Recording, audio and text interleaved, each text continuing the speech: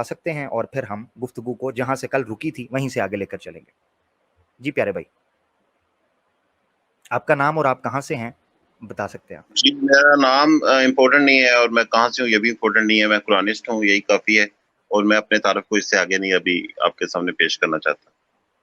اچھا ٹھیک ہو گیا، چلیں یہ بھی ایک امید اچھی ہے کہ بات آپ ہے کو کہ سمجھ. نہیں کوئی بات نہیں، کوئی بات نہیں، آپ اسٹریٹ فارورڈ ہیں، دیٹس اوکے. جو آپ مناسب سمجھتے ہیں وہی اپنے آپ کو مخاطب کر سکتے ہیں، وہ آپ کی رائے ہے. اچھا ویسے قرآنسٹ آپ کہہ رہے ہیں، عبد القادر صاحب آپ سے میں جاننا چاہوں گا، عبد القادر صاحب سے، اور پھر قرآنسٹ بھائی کی طرف آئیں گے. عبد القادر بھائی، کل ہماری بات یہاں آ کر رکی تھی کہ میری نظر کے مطابق قرآنسٹ ان لوگوں کے لیے جو انکار حدیث کا نظریہ رکھتے ہیں، وہ یہ کہتے ہیں کہ قرآن سے خارج میں کوئی بھی استنادی اور استنباطی اور استدلالی کوئی بھی مواد اور ماخذ اور مصدر نہیں ہے. تو میری نظر کے مطابق ان کو قرآنسٹ نہیں، ان کو منکرین حدیث کہنا چاہیے، اور اس میں کوئی قباحت بھی نہیں ہے اگر وہ حدیث کا انکار کرتے ہیں، مطلب اس میں کوئی مسئلہ بھی نہیں ہے. تو عبد القادر صاحب اس پر آپ نے کوئی رائے دی تھی، وہ آپ اگر دوبارہ دینا چاہیں، میں نے اس پر پھر جوابی بات بھی کی تھی، وہیں سے گفتگو شروع کرتے ہیں. تو اوور ٹو یو سر، آپ مائک انمیوٹ کر لیں. جی شکریہ. جی میں آپ کے ساتھ بیسکلی اتفاق کرتا ہوں اس نقطے پر، لیکن میں ساتھ ساتھ یہ سمجھتا ہوں کہ ہم کسی کو پر یہ مجبور نہیں کر سکتے کہ وہ جس نام سے وہ اپنے آپ کو معصوم کرتے ہیں، ہم ان کو جبر سے مجبور کریں کہ وہ اس کو تبدیل کریں. تو یہ ان کا ایک انسانی حق کے طور پر میں سمجھتا ہوں. جیسے ٹھیک ہے جی، تو یہ بات ہے. اب بیسکلی آپ کے ساتھ میں اتفاق کرتا ہوں کہ جو لوگ اپنے آپ کو اہل قرآن یا قرآنیون کہتے ہیں وہ اصل میں منکرین حدیث ہے، منکرین سنت ہے. جی جی ٹھیک ہو گیا، بہت شکریہ. اس پہ ہم قرآنسٹ بھائی کی رائے لیں گے. میں نے اس پہ یہ کہا تھا کہ دیکھیں، جب آپ نے کسی کو ڈیفائن کرنا ہوتا ہے، یعنی کسی مسمہ کا اسم طے کرنا ہوتا ہے، تو مسمہ کے لیے اس اسم کا ایسی حد متعین کرنا ضروری ہوتا ہے منطقی طور پر اور اصولی طور پر، جس کو علم الاصطلاح کہتے ہیں. مصطلحین کی نظر میں علم الاصطلاح کہتے ہیں. تو کسی بھی اصطلاح کو کسی مسمہ کے لیے وضع کرنے کے لیے یہ اصول طے ہے کہ وہ ایسی حد مقرر کرے جس سے اس کے غیر جو ہیں وہ ممتاز ہو جائیں. مثال کے طور پر قرآنسٹ ایک ایسی جامع ٹرم تو ہے مگر مانے نہیں ہے. مانے ان اے سینس کہ میں بھی قرآنسٹ ہوں کیونکہ قرآن پر تو قرآن کی حجیت کا تو میں بھی قائل ہوں. قرآنسٹ آپ بھی ہیں کیونکہ آپ بھی اس کی حجیت کا قائل ہیں. تو وہ خط امتیاز ختم ہو جائے گا. یہ ہے ایک اصولی نقطہ. مگر پھر بھی چونکہ ہم سارے خود کو مسلمان بھی کہتے ہیں اور اس کا دم بھی بھرتے ہیں، وہ علیحدہ ایک بات ہے کہ کون ہے کون نہیں، اس کا فیصلہ تو دلائل کی دنیا کرے گی، یا میرے خیال سے بالآخر اللہ کی ذات ہی کرے گی. مگر for the sake of argument اور بحث کے طور پر یہ لے لیتے ہیں کہ اس طریقے سے حق اور باطل میں جو فرق ہے وہ پیچیدگی کا شکار ہو جائے گا. اس کی وجہ یہ ہے کہ اچھا پھر ایک اور بھی غلطی کا میں ازالہ کرتا چلوں کہ اگر آپ یہ کہہ رہے ہیں کہ میں ڈنڈے کے زور کے اوپر یہ کہتا ہوں کہ یہ نہیں کہا جائے گا، تو اصولی طور پر ڈنڈے کے زور کے اوپر تو میں نہیں کہہ رہا، انفرادی طور پر کہ میں یہ کہوں کہ جی قرآنسٹ بھائی خود کو قرآنسٹ کو کہتے ہیں، نہیں جی نہیں یہاں سے نکلیں، آپ قرآنسٹ نہیں کہہ سکتے. نہیں، میں یہ مطالبہ نہیں کر رہا. میں کہہ رہا ہوں قرآن کیا، خود قرآن کیا کہتا ہے. قرآن یہ کہتا ہے کہ کچھ لوگوں نے اپنے آپ کے بارے میں یہ کہا کہ ہم ایمان لائے، آمنا، سورہ بقرہ میں آتا ہے. تو اللہ تعالیٰ نے منع فرمایا، اعوذ باللہ من الشیطان الرجیم، ولا تقولوا آمنا ولکن قولوا اسلمنا. آپ نے کہا، اللہ کی ذات نے فرمایا کہ ان کو کہہ دو کہ یہ نہ کہیں کہ ہم ایمان لے کے آئے، بلکہ یہ کہیں ہم اسلام لے کے آئے. اور آگے ہے ولما یدخل، اور ابھی تک. فعل مضارع کے شروع میں جب لما آ جاتا ہے اس کا مطلب ہے کہ اپ انٹل ناؤ، اب تک، آج کے دن تک ان لوگوں کے دل میں ایمان داخل نہیں ہوا. یہ کیسے کہہ سکتے ہیں؟ اسی طریقے سے میں نے ایک اور آیت پیش کی تھی، اس کے بعد میں قرآنسٹ بھائی کو موقع دیتا ہوں وہ اپنا مقدمہ بھی رکھیں اس اسم اور اس اصطلاح کے حوالے سے اور جو ان کا حق ہے. دوسری آیت ہے 28ویں پارے کے اندر، اللہ تعالیٰ فرماتے ہیں لما تقولون ما لا تفعلون.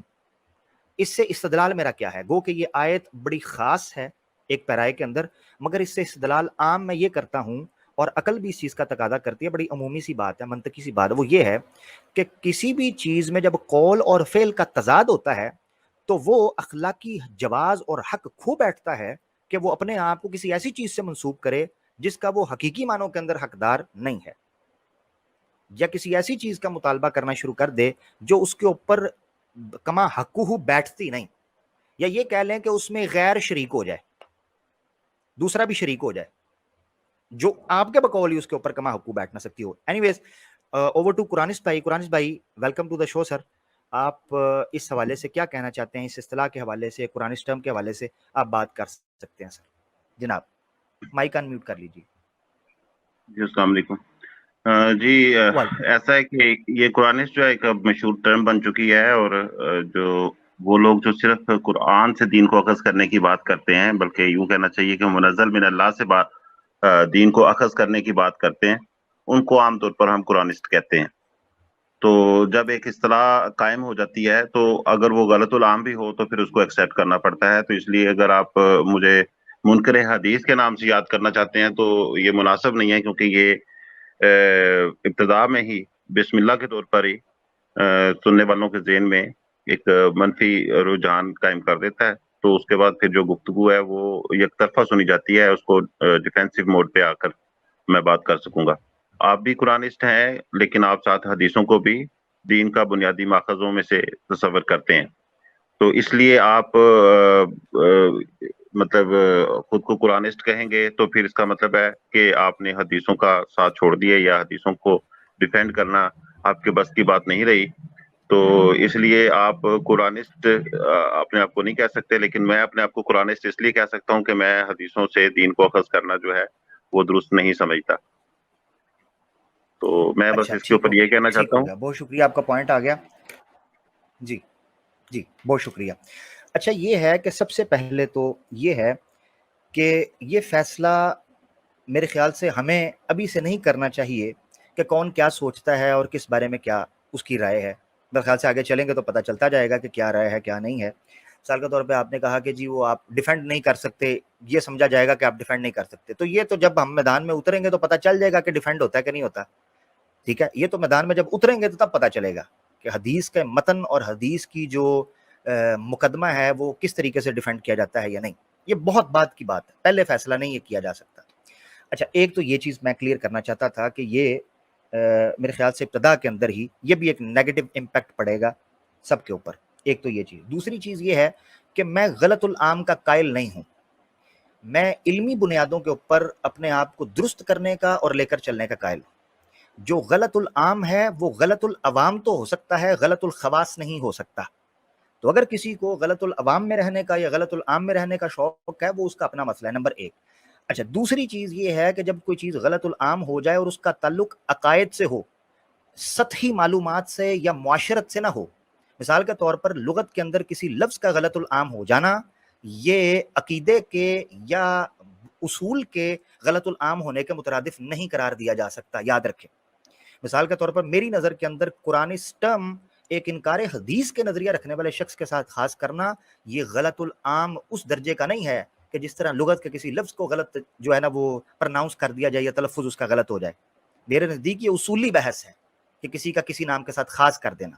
دوسری چیز یہ ہے کہ منکر حدیث سے اگر اچھا آپ ایک جگہ آپ نے کہا کہ جی غلط العام ہو چکا ہوا ہے کہ قرآنسٹ جو ہے نا وہ منکر حدیث کے بارے میں استعمال ہوتا ہے، تو اس کا مطلب ہے میں آپ کو منکر حدیث کہوں یا قرآنسٹ کہوں، کان ادھر سے پکڑوں یا ادھر سے پکڑوں، مویا نہیں آکڑے ہے، وہ تو ایک ہی بات ہوگی۔ پھر تو مجھے نہیں سمجھ آتی کہ پھر قرآنسٹ کو جب میں منکر حدیث کہتا ہوں تو اس کو شرم کیوں آتی ہے، وہ ہچکچاتا کیوں ہے، جبکہ اس کو کھل کے کہنا چاہیے کہ میں انکار حدیث کرتا ہوں، جیسا کہ آپ نے اپنے جملوں میں کہا بھی۔ تو پھر یہ ٹرم قرآنسٹ کی خاص کرنا۔ اچھا دوسری بات یہ ہے کہ میں قرآنسٹ ہوں، میں ساتھ حدیثوں کو مانتا ہوں۔ اس تناظر میں آپ نے منزل من اللہ کا کہا، منزل من اللہ کا، اور آپ نے کہا آپ چونکہ قرآن منزل من اللہ کے ساتھ قرآن کے ساتھ حدیثوں کو مانتے ہیں اس لیے آپ قرآنسٹ نہیں ہو سکتے۔ کیا آپ ڈیفائن کر سکتے ہیں کہ منزل من اللہ کیا ہوتا ہے؟ منزل من اللہ، ٹھیک ہے، یہ مجھے آپ ڈیفائن کر دیجئے گا کہ منزل من اللہ کیا ہے، اور آپ اسی کو دین میں حجت اور ماخذ مانتے ہیں۔ اس کی وجہ یہ ہے کہ بارش بھی منزل من اللہ ہے، عذاب بھی منزل من اللہ ہوتا ہے، ٹھیک ہے جی، ملائکہ بھی منزل من اللہ ہوتے ہیں، ٹھیک ہے جی، تو یہ پتہ نہیں کیا کچھ اوپر سے جو آتا ہے وہ منزل من اللہ ہوتا ہے، تو کیا اس سب کو ہم حجت مان لیں گے. اس لیے ضروری ہے کہ تخصیص کر دی جائے تاکہ یہ سمجھنا آسان ہو کہ منزل من اللہ سے آپ کی یہاں مراد کیا ہے. جی اوور ٹو یو کرانش بھائی.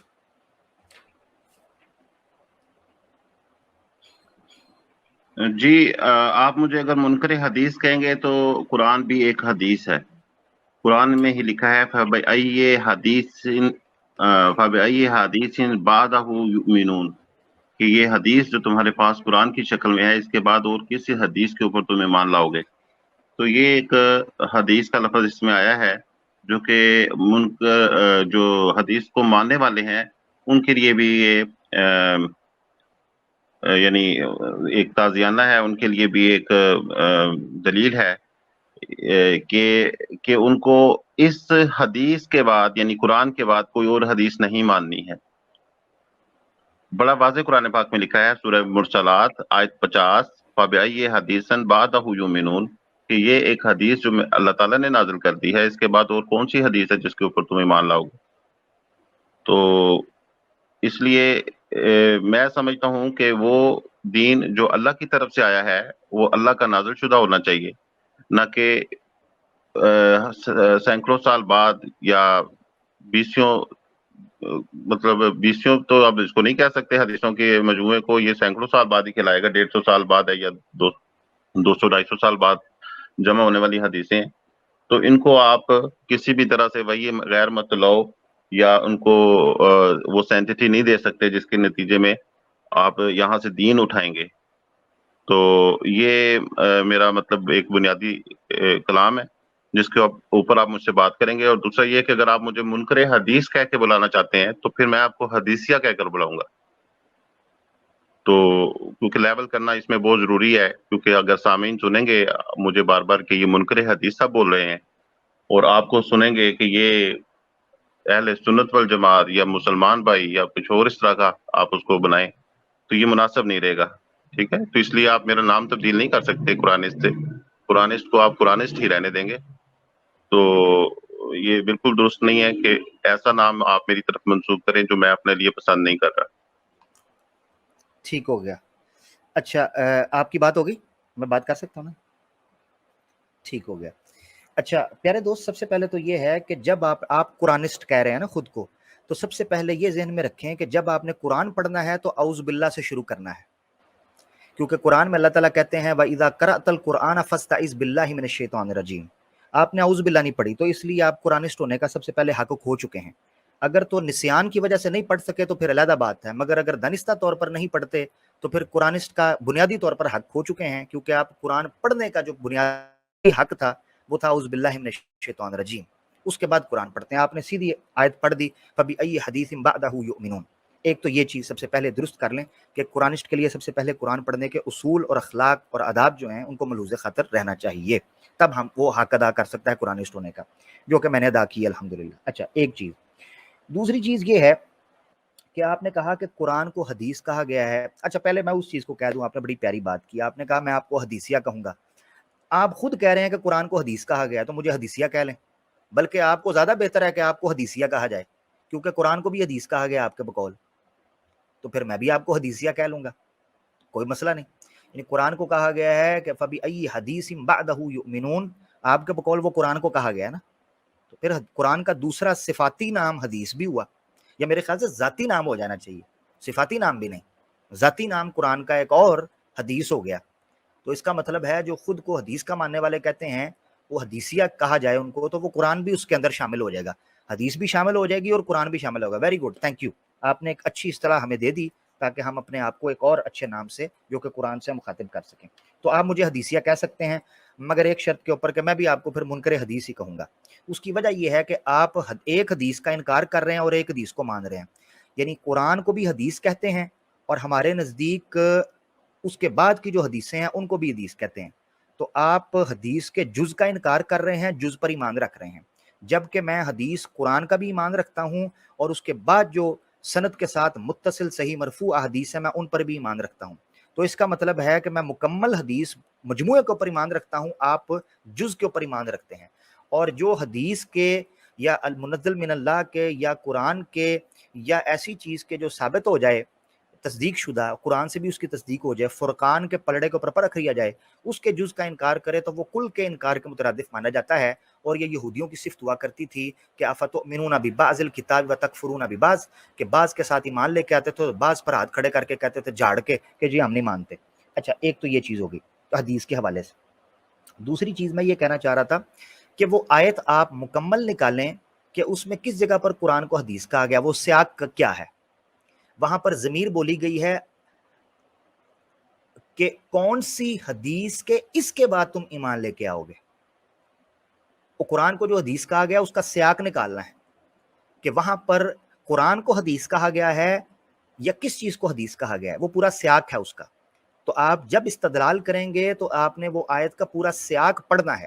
اگر آپ کے پاس قرآن ہے تو اس کو نکال کر پورا سیاق پڑھیے گا. اچھا, نمبر 1. نمبر 2, آپ نے کہا قرآن کے علاوہ حدیث کون سی ہو سکتی ہے, کس پہ ایمان لے کے. قرآن نے خود اپنے علاوہ کئی حدیثوں کا ذکر کیا ہے. حل اتاک حدیث الغاشیہ, حل اتاک حدیث موسیٰ. ٹھیک ہے, قرآن نے کتنی جگہ پر اپنے علاوہ کئی ایسی حدیثوں کا کہا ہے جن حدیثوں کا ذکر خود قرآن کے اندر موجود ہے, مگر ہے وہ خارج سے. یعنی ایسی احادیث ہیں جن کا تعلق قرآن کے متن سے نہیں, قرآن میں اشارتاً ان کا ذکر آیا ہے کہ کیا تم پر وہ حدیث نہیں پہنچی, کیا تم پر وہ حدیث نہیں پہنچی. اسی طریقے سے ضیف ابراہیم علیہ السلام کے پاس جو لوگ آئے تھے, بشر کی شکل کے اندر جو لوگ آئے تھے, اللہ کی مخلوق آئی تھی, اس کے بارے میں بھی حدیث کے لفظ استعمال ہوئے ہیں. تو وہ بھی قرآن سے ہٹ کر ایک اور حدیث کا ذکر قرآن کے اندر مل گیا ہے. تو یہ کون سی حدیث ہے, کیا اس حدیث کو مانا جائے گا, اور وہ کون سی حدیث ہے, کیا وہ محفوظ ہے یا وہ منزل من اللہ تھی. یہ سارے سوالات ہیں جو میں آپ کے سامنے رکھوں گا. اچھا, آپ نے ایک اور چیز کہی, آپ نے کہا کہ وہ جو حدیثیں ہیں وہ چونکہ سینکڑوں سال بعد, جن کو آپ مانتے ہیں سینکڑوں سال بعد آئی ہیں, پتہ نہیں کیسے آئی ہیں کیسے نہیں آئی, اس میں ملاوٹ ہو گئی ہے, کون شامل ہو گیا ہے. یہ قرآن کہاں سے آیا ہے آپ کے پاس, مجھے یہ بتائیے گا. قرآن کس طریقے سے آیا ہے؟ کیا ڈائریکٹ قرآن نبی پاک صلی اللہ علیہ وسلم آپ کو پکڑا کے گئے ہیں کہ قرآنسٹ صاحب یا منکر حدیث صاحب بیل بجائی ہو گھر کی, جناب یہ آپ کی کاپی ہے, میری ذمہ داری تھی قرآن پورا آپ کو پکڑا کے جانا, یہ آپ کی کاپی ہے. عبد القادر صاحب یہ آپ کی کاپی ہے, عامر حق صاحب یہ آپ کی کاپی ہے. اوکے جی, اللہ حافظ, فی امان اللہ. تہاڈیاں کاپیاں تہاڈے ہاتھ چ آ گئی نے, ہن آپ جانو تے اپنا کام کرو. کیا اس طرح ہوا جی, یہ ساری گفتگو میں آپ کا جو کس سب نے سے چھاپا اہم ہے, سوال ہے وہ کس یہ نے ہے کہ بنایا؟ آپ کے پاس اس ساری گفتگو میں سب سے اہم اچھا, سوال جو ایک آپ کا چیز ہے آپ نے یہ کر, آپ ایک چیز آپ نے یہ کرنی ہے کہ جب میں بات ختم کر لوں تب آپ نے بات شروع کرنی ہے. یہ قرآن کے بھی آداب ہیں, یہ آپ قرآنسٹ ہے نا, قرآن کے آداب بھی. ٹھیک ہے, سورہ فرقان کے اندر مومنون کے جو آداب بیان کیے گئے ہیں وہ یہ کہا گیا ہے کہ وہ گفتگو کو سنتے ہیں, جلد بازی نہیں کرتے. اسی طریقے سے 30ویں پارے کے اندر نبی پاک صلی اللہ علیہ وسلم کو جو ہدایات فرمائی گئیں وہ کہا گیا تھا کہ لا تحرک لسانک لتعجل بہ, اپنی زبان کو جلدی جلدی مت چلاؤ کہ جلدی عجل نہ کرو کلام کے اندر. یہ بھی کوشش کریں کہ جب میری بات ختم ہو جائے آپ اس کے بعد بات کر لیں. میں معذرت چاہتا ہوں, جتنی لمبی آپ بات کرنا چاہیں آپ کریں, میں آپ سے پوچھوں گا بات کرنے سے پہلے, یا آپ جب ختم کریں گے اختتام تب میں بات کروں. اب آپ بات کر سکتے ہیں جو بھی آپ بات کرنا چاہیں. بہت شکریہ.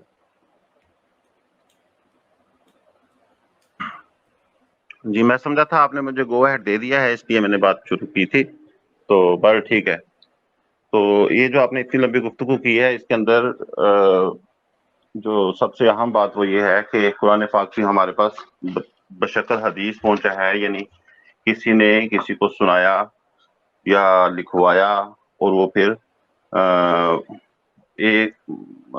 ایک سلسلے کے ساتھ آگے بڑھا ہے, جیسا کہ حدیث آپ کہتے ہیں کہ وہ ایک سلسلے کے ساتھ آگے بڑھی ہے. ایسا ہی ہے نا؟ میں نے کر دی ہے بات, آپ اس کو سمجھا کریں, میں نے کر دی ہوئی ہے بات. جی, میں سمجھ گیا ہوں آپ کی بات. جی, تو وہ کہتے ہیں, آپ کہتے ہیں کہ جی حدیث اگر آپ کو یوں منظور نہیں ہے کہ 250 سال کے بعد آپ کے پاس آتی ہے, اور قرآن جو ہے وہ آپ کے پاس 1400 سال کے بعد گھر میں آتا ہے, تو آپ وہ رسول پاک صلی اللہ علیہ وسلم خود تو نہیں دے کر گئے آپ کو, کہ آپ نے اس کو مان لیا کہ یہ رسول پاک صلی اللہ علیہ وسلم خود دے کر گئے ہیں. تو اس کے اوپر ہمارا جواب یہ ہوتا ہے اہل قرآن لوگوں کا, اہل قرآنسٹ لوگوں کا, کہ ہم بند کتاب کے اوپر قرآن پر بھی ایمان نہیں لے کر آتے.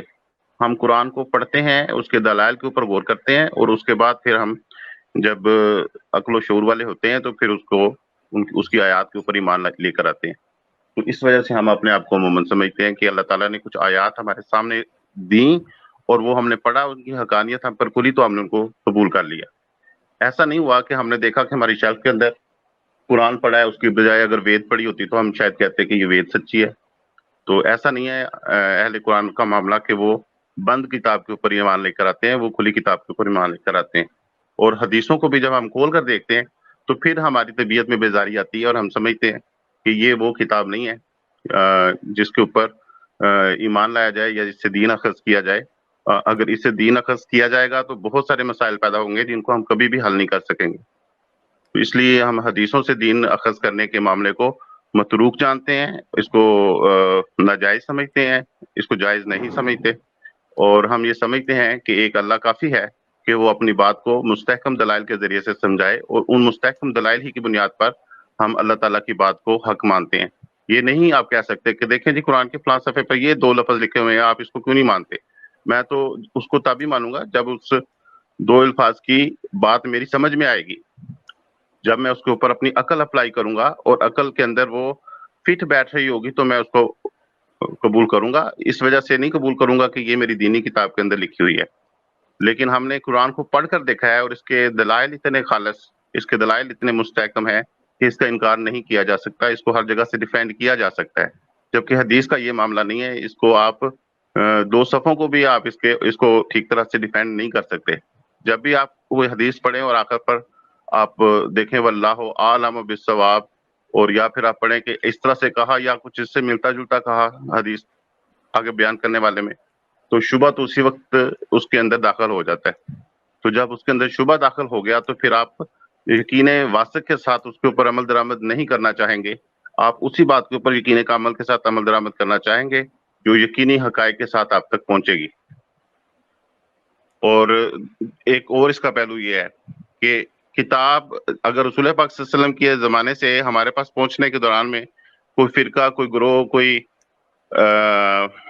علماء کا طبقہ ایسا ہو جو کہہ رہا ہو کہ قرآن پاک فار ایگزامپل تحریری شکل میں 250 سال کے بعد جمع کیا گیا, تو پھر بھی ہم اس کے اوپر شک کر سکتے تھے.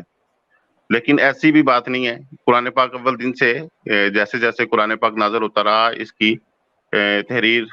کو تحریری شکل میں لایا جاتا رہا. اسی لیے قرآن پاک کو ذالک الکتاب لا ریب فیہ ھدی للمتقین کہا جاتا ہے کہ بلا شبہ یہ ایک ایسی کتاب ہے جس میں کوئی شک نہیں ہے کہ یہ ہدایت ہے متقیوں کے لیے. حدیث کے معاملے میں اس طرح کی کوئی بات نہیں آتی قرآن پاک کے اندر, نہ حدیث میں بھی نہیں یہ بات آتی, بلکہ حدیث میں بھی بار بار یہی بتایا جاتا ہے کہ کچھ ایسے لوگ بھی ہوں گے جو اپنی طرف سے گڑ گڑ کر حدیثیں سنائیں گے, اور حدیثوں کی جب کیٹیگریز دیکھتے ہیں تو اس میں وہ صحیح بھی ہیں اور وضعی بھی ہیں, اور ہر حدیث ایسی ہے جس کے اوپر آپ مباحث کر سکتے ہیں, اس کی تنقیر کر سکتے ہیں, اس کا آپ ہلکا ہونے کے اوپر ایک سیر حاصل گفتگو کر سکتے ہیں. تو لیکن قرآن پاک ایسا نہیں ہے. قرآن پاک کے اوپر آپ بلا چون و چرا تمام امت کا اتفاق ہے کہ یہ ایک متفقہ کتاب ہے جو رسول پاک صلی اللہ علیہ وسلم نے جیسے دی ویسے ہم تک پہنچی ہے, اور ہم اس کے اوپر پورے یقین کے ساتھ عمل درآمد کر سکتے ہیں. تو اس لیے دین کا تنہا ماخذ قرآن یا منزل من اللہ کو رکھنا بالکل مناسب بات ہے, اور ایک لامتناہی حدیثوں کے سلسلے کو ساتھ جوڑ لینا یہ ایسا ہوگا کہ اگر لوگ حدیثوں سے دین اخذ کرنے لگے تو ان کے 50 سال حدیثیں پڑھنے میں گزر جائیں گی, عمل کی نوبت کب آئے گی؟ اور شکوک و شبہات ان کے بڑھتے چلے جائیں گے جتنا وہ زیادہ حدیثوں سے پڑھیں گے. کئی چیزیں ان کے مزاج کے خلاف ہوں گی, کئی چیزیں حقائق کے خلاف ہوں گی, کئی چیزیں آپس میں تضادات سے بھری ہوئی ہوں گی. تو اس لیے ایسی کتاب جس کے اندر تضاد نہ ہو آپس کے اندر, ایسی کتاب جو واضح اعلان کرتی ہو کہ وہ لوگوں کے لیے ہدایت ہے, ایسی کتاب جو یہ اعلان کرتی ہو کہ وہ اللہ تعالیٰ کی طرف سے نازل شدہ ہے اور اس کے اوپر ایمان لانا ضروری ہے انسانوں کا, اور اس کے نتیجے میں فلاح مل سکتی ہے, اسی کتاب کو لے کر آگے چلنا چاہیے. نہ کہ ایسی کتابوں کو جو صرف بحث مباحثے کے لیے, ایک دوسرے کو شرمندہ کرنے کے لیے, ایک دوسرے کو ان کے مرتبے سے گرانے کے لیے, ہلکا ثابت کرنے کے لیے استعمال ہوتی ہے. تو یہ کتابوں کا بہت بڑا بوجھ جو ہے یہ اٹھانے کی بالکل قطعاً کوئی ضرورت نہیں ہے. اللہ تعالیٰ نے ایک چپ دی ہوئی ہے دماغ کے اندر, اسی کے اندر چھوٹا سا قرآن ہے, اس کو محفوظ کرنا چاہیے اور اسی سے فائدہ اٹھانا چاہیے. اور اس کے احکامات قرآن کے بڑے واضح، سادہ، سمپل اور محدود ہیں، اور عقل کو وہ ہر لحاظ سے ٹچ کرتے ہیں، عقل کو متاثر کرتے ہیں، دلکش ہیں وہ، اور اس سے اسلام کی تبلیغ میں بھی بہت تیزی آ سکتی ہے اگر ہم صرف قرآن کو لے کر چلیں. اور اگر ہم حدیثوں کو بھی ساتھ جوڑتے ہیں تو پھر آپ کسی کو میرا خیال ہے مسلمان نہیں کر سکتے، کیونکہ جب بھی کوئی تحقیق کرنے لگے گا تو جب تک وہ ساری حدیثوں کا مطالعہ نہ کر لے تو اس کی تسلی نہیں ہو پائے گی کہ وہ کس دین میں جا رہا ہے اور اس کے کیا احکامات، کیا اوامر، کیا نواہی ہیں. تو اوامر و نواہی کے لیے صرف ایک کتاب قرآن مختصر کتابچہ کافی ہے. جی میری جی بات سر، ختم ہوئی. بہت شکریہ، بہت شکریہ. آپ تسلی سے بولے ہیں، بے فکر رہیں. ساری باتوں میں سے صرف ایک بات ہی آپ کو اہم لگی، اور جو سوالات میں نے کھڑے کیے تھے ان میں سے کسی کی طرف آپ نے توجہ اپنی مبذول کرانا شاید اس کو مناسب نہ سمجھا، شاید آپ نے کہا کہ وہ ہے ہی نہیں ہے اس قدر. حالانکہ میں نے آپ سے سب سے اہم مطالبہ رکھا تھا قرآن کی آیت سے کہ جب آپ نے قرآن شروع کرنا ہے تو آپ نے اعوذ باللہ پڑھنی ہے. آپ نے نہ میرا شکریہ ادا کیا، نہ آپ نے ادباً، اخلاقاً، شرعاً، قانوناً، اصولاً اور انساناً آپ نے یہ بھی نہیں کہا کہ چلے میں اب اعوذ باللہ من الشیطان الرجیم پڑھتا ہوں تو مجھے قرآن سے پڑھنی چاہیے. آپ نے کہا سب سے اہم بات وہ تھی. اس کی وجہ یہ ہے کہ وہ ایک فکسڈ صورتحال تھی جس کے اوپر آپ بات کرنا چاہ رہے تھے. اس کے علاوہ میں نے آپ سے کانٹیکسٹ اور سیاق و سباق کی بات کی، فبأي حدیث بعدہ یؤمنون، اس کے اوپر آپ نے اس کا سیاق بھی سامنے پیش نہیں کیا جو کہ محل استدلال آپ کا تھا. کیونکہ مجھے پتا ہے اس کے آگے جو پچھلی آیات ہیں وہ آپ پورے کانٹیکسٹ کے اندر پڑھیں گے تو وہ گتھی نکھر کر سامنے آ جائے گی، وہاں حدیث کا کس کو جا رہا ہے. ٹھیک ہو گیا جی. اور میں نے اسی حدیث ورڈ کے اوپر 3 جگہ سے احادیث کا آپ کو پیش کیا تھا، حل اتاک حدیث غاشیہ، حل اتاک حدیث موسیٰ اور حدیث ضعیف ابراہیم. یہ سارے آپ کو میں نے پیش، مگر آپ نے اس کی طرف بھی توجہ نہیں کی. وہ بھی حدیث ورڈ تھے. مجھے امید ہے آگے آپ کر لیں گے تبصرہ اس کے اوپر، مگر آپ نے کہہ دیا کہ بھائی آپ اس کو قابل توجہ نہیں سمجھتے. یہ تو پبلک دیکھے گی تو وہ سمجھ جائے گی کون سی چیز قابل توجہ ہے کون سی نہیں. سینکڑوں سال کے حوالے سے جو میں نے بات کی آپ نے صرف اس کی طرف توجہ کی. آپ نے کہا کہ سب سے اہم بات یہ ہے کہ قرآن ہم تک ڈائریکٹ پہنچا ہے یا ہم تک کیسے پہنچا ہے، یہ آپ کو سب سے لگا بہترین. اور آپ نے کہا ہم قرآن کو بالکل ایسے نہیں مان لیتے عقیدہ، ہم اس کی تحقیق کرتے ہیں. کیا آپ بتانا پسند کریں گے کہ وہ تحقیق کی بنیاد کیا ہوتی ہے؟ یعنی کسی الہامی کتاب کی تحقیق جو آپ نے کرنی ہے اور آپ نے زور دیا کہ عقل کی بنیاد کے اوپر، کہ میں عقل کی بنیاد کے اوپر الہامی کتاب کی جو ہے وہ تحقیق اور اس کی تنقیح کروں گا اور اس کے بعد فیصلہ کروں گا کیا یہ اللہ کی کتاب ہے یا نہیں. تو وہ مجھے تحقیق کے پہلو بتا دیں کہ آپ نے کن کن پہلوؤں کے اوپر تحقیق کی، تب جا کر آپ کو پتا چلا کہ یہ قرآن ہی وہ واحد کتاب ہے کہ جو منزل من اللہ ہے، اس کے علاوہ کوئی بات منزل من اللہ ہو ہی نہیں سکتی. یہ آپ کا دعویٰ ہے تو اس دعوے پر دلیل قائم کرنی ہے، اور دلیل، دعویٰ جتنا بڑا ہو دلیل بھی اتنی مضبوط اور محکم اور واضح اور جو ہے نا وہ شفاف ہونی چاہیے.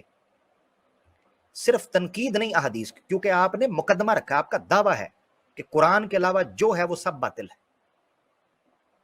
اس دعوے کے لیے بڑی پکی دلیل چاہیے، اور حقیقت یہ ہے، اور مجھے بڑے دکھ اور درد کے ساتھ کہنا پڑے گا کہ وہ دلیل آپ نے صرف قرآن سے ہی دینی ہے. اچھا، پھر جن تحقیق کے اصول آپ نے متعین کرنے ہیں وہ بھی قرآن سے ہی ہونے چاہیے، اور مجھے ایک ایک کی آیت چاہیے ہوگی، آیت ایک ایک کی آیت چاہیے ہوگی. کیونکہ آپ نے کہا ہے کہ جی 50 سال لگ جائیں گے، تو 30 پارے پڑھنے میں تو آپ کو 50 سال نہیں لگیں گے نا جی. ہاں جی، تو وہ تو آپ انشاءاللہ قرآنست بھائی، مجھے پوری امید ہے آپ سے کہ آپ انشاءاللہ قرآن تو آپ نے مکمل پڑھا ہوگا، کیونکہ حدیثیں تو آپ کہہ رہے ہیں مجھے 50 سال لگ جائیں گے بھائی پڑھتے ہوئے. آج کل تو ایوریج عمر بھی 45 سے اوپر جا کے بندہ ویسے لڑک جاتا ہے، عمریں بھی کم ہو گئی ہوئی ہیں. اچھا، تو مقصد کہنے کا یہ ہے کہ آپ نے اصول بتانے ہیں، کن اصولوں پر آپ نے پرکھا، یہ لکھ لے باتیں میری، ان کی طرف توجہ. پچھلی بھی باتیں رہ گئی ہیں اور یہ باتیں بھی رہ گئی ہیں جو جواب طلب ہیں، اور میں کافی پریشان ہوں، اور کافی جو ہے نا وہ آپ کہہ رہے تھے کہ بڑی الجھن ہوتی ہے، بڑی تردد ہوتا ہے جب بندہ حدیثیں پڑھتا ہے. تو مجھے بھی بڑا تردد ہوتا ہے کہ جب ان سوالوں کے جوابات مجھے، کیونکہ میں حدیث کا انکار کرنے کے بارڈر پہ بیٹھا ہوں، میں چاہتا ہوں کہ میں حدیث کا انکار کر دوں، مگر اگر آپ مجھے ان سوالوں کے جوابات دے دیں تو مجھے سر 2 منٹ لگیں گے. عبد القادر صاحب مجھے جانتے ہیں، میں تو فٹ فیصلہ کرتا ہوتا ہوں جن معاملات کا میں نے کرنا ہوتا ہے، پر شرط یہ ہے دلیل کی بنیاد کے اوپر. اچھا آگے چلتے ہیں، بہرحال یہ تو ضمنی بات آ گئی. آپ نے کہا عقل کی بنیاد کے اوپر. क्या कुरान ने सिर्फ और सिर्फ अकल को हुज्जत कहा है या किसी और चीज को भी हुज्जत कहा है? मेरा ये भी सवाल है, क्योंकि मेरे पास कुरान की बहुत सी आयत हैं जो अकल के अलावा बहुत सी चीजों को हुज्जत कहती हैं, बहुत सी चीजों को हुज्जत कहती हैं, बल्कि वो बात जगह के ऊपर अकल से निकाले हुए नतीजों को रद्द कर रही होती हैं। मिसाल के तौर पे अकल जो है ना, मैं मिसाल दे देता हूँ, अकल जो है, क्योंकि ये मेरे सवालात आपसे हैं तो मैं इसलिए टच करता हुआ आगे चलूंगा, जवाबात आपने देने हैं, अगर मजीद तफसील तलब करेंगे तो मैं देता चलूँ। मिसाल के तौर पर अकल जो नताइज निकालती है मफरूज़ों से, प्रेमिसिस से, जो नताइज अखज़ करती है, वो दो तरह के होते हैं, या वो कतई होते हैं या ज़न्नी होते हैं। अकल जो नताइज निकालती है, मुझे क्या, किस बुनियाद के ऊपर मैं परखूंगा कि आपकी अकल ने कुरान की तहकीक में जो नताइज अखज़ किए हैं वो कतई हैं या ज़न्नी हैं? अगर तो वो कतई हैं तो क्या वो कतई सबूत हैं और कतई दलाला भी हैं, और अगर ज़न्नी हैं तो वो किस किस्म के ज़न्नी हैं? और अल्लाह ने तो खुद कुरान के अंदर कहा हुआ है कि जन की पैरवी मत करो, इन बाज़ ज़न्न इस्मुन, कि क्योंकि बाज़ ऐसे नतीजे जो जन से निकलते हैं वो गुनाह होते हैं, उनमें खराबी होती है, को पाया सबूत तहकीक नहीं होती। तो ये मुझे बताएं कि अकल जो है उससे अगर आपने उसको मुतलक हुज्जत करार दे दिया है कि उस बुनियाद के ऊपर मैं कुरान को भी परखूंगा, तो फिर मुझे ये भी ज़रा समझाइएगा कि अकल का नताइज किस तरीके पर आप सेट करेंगे, रखेंगे। अच्छा, इसके अलावा आपने कहा कि कुरान जो है ना वो रसूल पाक सल्लल्लाहु अलैहि वसल्लम के ज़माने में जमा हो चुका हुआ था, और हदीसें जो है वो रसूल पाक सल्लल्लाहु अलैहि वसल्लम, कुरान जो है वो लिखा गया था, सॉरी, तहरीरी शक्ल के अंदर, किताबी शक्ल के अंदर लिख दिया गया था 23 साल के ज़माने के अंदर, जैसे जैसे आता था।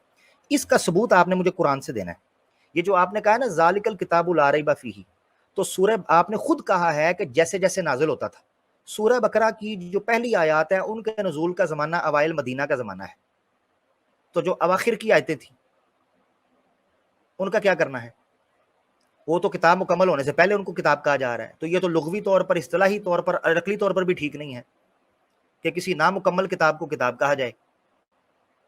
आप दो चीज़ों में से एक चीज़ रखें, या आप ये कहें कि जैसे जैसे उतरता था तब तहरीर किया गया, तो फिर ये सवाल खड़ा हो जाएगा कि नामुकम्मल किताब को किताब क्यों कहा जा रहा है, या फिर आपको ये मानना पड़ेगा कि पूरी की पूरी किताब नाजिल हुई थी, पूरी की पूरी किताब, तब जाकर आप ये कह सकते हैं कि ये किताब है। वरना लुग़वी तौर पर, उसूली तौर पर आप किसी ज़ेरे तामीर चीज़ को वो नाम नहीं दे सकते, और चाहे कि आप अल्लाह से वो नाम लें कि अल्लाह वो कहे कि ऐसी किताब, और फिर किताब भी ऐसी कहा जा रहा है जिसमें शक नहीं है, और फिर किताब भी ऐसी कहा जा रहा है जिसमें हुदल लिल मुत्तकीन है, हिदायत है तमाम जानों के लिए। तो ऐसी किताब को नामुकम्मल हालत के अंदर किताब क्यों कहा जा रहा है? अब मैं आपसे सवाल करूंगा कि अगर आप ये कहें कि नामुकम्मल हालत के अंदर किताब कहा जा सकता है, तो फिर उन अहादीस को भी किताब कहा जाएगा जो टुकड़ों के अंदर जमा की गई थी, वो भी किताब थी, इसी उसूल के ऊपर जो आप पेश कर रहे हैं। अच्छा, एक चीज, दूसरी चीज ये है, मुझे समझ नहीं आती, मैंने आपसे ये मुतालबा किया था, और मैं अक्सर, हमारे जो मुनकरीन हदीस हैं, दोस्त अहबाब, अब्दुल कादिर साहब तो पुराना जानते हैं, जब हमारी बात हुआ करती थी तो मैं उनसे यही मुतालबा रखा करता था, यहीं आकर हमारी कुंडी फंस जाती थी। मैं उनसे कहता था कि जिन लोगों ने हदीस के अंदर खुराफात की हैं, और जिन लोगों ने उसके अंदर जो है वो पंक्चर लगाए हैं अहादीस के अंदर, और कोई मौजूद जो सारी आपने बात की, मैं उससे इत्तेफाक करता हूँ कि ये सारे नकाइस मौजूद हों। मुझे नहीं समझ आती कि कुरान कैसे बचा रह गया, मेरी अकल नहीं मानती, अब मेरी अकल नहीं मानती कि कुरान कैसे बचा रह गया उनसे। ठीक है, मैं तो फिर कहता हूं, मेरे नजदीक जैसे ही आप ये कहते हैं कि इस लंबे अरसे से गुजरने की वजह से वो हदीस मुतलकन, याद रखें, जुमलतन, मुतलकन, कुल्ली तौर पर मशकूक और जन्नी हो गई, कुल्ली तौर पर मैं कह रहा हूं, तो मेरे नजदीक फिर कुरान भी जो है वो जन्नी और मशकूक हो जाएगा। उसकी वजह यह है कि उन्हीं रस्तों से तो ये पहुंचा है जिन रस्तों से वो पहुंचा है, उन्हीं अजमी साजिशों के साये में तो ये कुरान भी छपता रहा है, जिन अजमी साजिशों और खारजी मिलावटों के तहत वो हदीसें आई हैं आपके बकौल, तो फिर ये कुरान कैसे बच गया? ये भी एक सवाल। ठीक हो गया। तो इस तरह के कुछ सवालात हैं जो मैं आपसे पूछना चाह रहा हूं। अच्छा, इसके अलावा आपने हदीस के हवाले से बात की, ये जो हदीस की सारी किताबें हैं, इसमें कमो बेश जो मसाइल जिक्र किए गए हैं वो एक छोटी सी किताब के अंदर आ जाए। मिसाल के तौर पर मिशकात है, आप कहते नहीं 50 साल लगेंगे, किसने कहा है कि सारी हदीस की किताबें पढ़नी है? मोटे मोटे जो मसाइल हैं वो तकरार के साथ मुख्तलिफ किताबों के अंदर आते हैं। जैसे कुरान है, कुरान में जो बिखरे हुए तकरार के साथ मसाइल डिस्कस किए गए हैं, मैं आपको پورے وثوق کے ساتھ پوری یقین کے ساتھ کہتا ہوں کہ یہ ایک پارے کے اندر بند ہو سکتے تھے. ایک پارے کے اندر حضرت موسیٰ کا واقعہ ہوتا, حضرت آدم کا واقعہ ہوتا, حضرت نوح کا واقعہ ہوتا, حضرت عیسیٰ کا واقعہ ہوتا, پرانی قوموں کے 4-5 واقعات ہوتے ایک ہی سلیس طریقے سے, چند شریعت کے احکامات ہوتے, جس طرح 10 کمانڈمنٹس آئی تھیں, ٹھیک ہے نا, جو الواح آئی تھیں اس طرح آتی, کہانی ختم ہو جاتی. یہ 30 پارے اور 114 صورتیں, بھئی اتنی موٹی کتاب یہ کون پڑھے گا؟ اور اسی لیے لوگ پڑھتے نہیں ہیں, اسی لیے لوگ نہیں پڑھتے. تو میرا سوال یہ ہے کہ جو آپ 50 سال کی بات کر رہے ہیں, خود یہ قرآن ابھی آپ نے کہا آہستہ آہستہ اترا, چلے میرا سوال ہے کتنے سالوں کے اندر اترا؟ بھئی جو قرآن معروف روایت کے مطابق یا تواتر معلومات کے مطابق یا مشہور نظریے کے مطابق 23 سال کے اندر اتر رہا ہے, حدیثیں تو پھر آپ کے بقول 100-200 سال کے اندر کٹھی ہو کے سائڈ پہ ہوگی, ٹھیک ہے. یہ 23 سال کے اندر وہ کتاب اتر رہی ہے جس پر آپ بنیاد رکھ رہے ہیں. تو یہ بھی ذرا ان سوالوں کے جواب آپ ضرور دیجیے گا, میں جاننا چاہتا ہوں. حدیثوں کی حجیت یا حدیثوں کے متن کی طرف تو ہم بعد میں آئیں گے, پہلے تو قرآن ادھر اللہ معاف کرے کہ اس کے اوپر سوالات اٹھ رہے ہیں, تو ان کو کلیئر کیجیے ذرا قرآنسٹ بھائی. بہت شکریہ, اوور ٹو یو.